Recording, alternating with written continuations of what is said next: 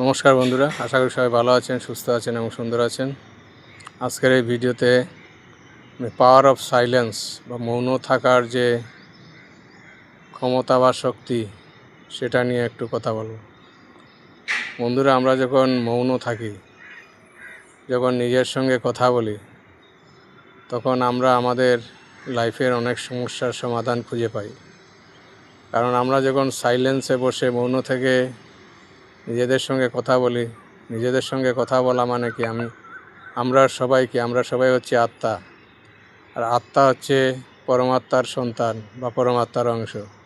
তা আমি আমার নিজের সঙ্গে কথা বলছি মানে আমি আত্মার সঙ্গে কথা বলছি, সেই যে আত্মা পরমাত্মার সঙ্গে যুক্ত, যার জন্য পরমাত্মা হচ্ছে অসীম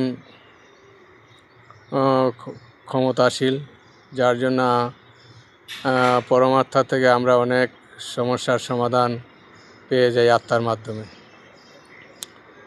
তো সুতরাং আমরা সবাই দিনে অন্তত 10-15 মিনিট মৌন থেকে নিজের সঙ্গে কথা বলার চেষ্টা করা উচিত।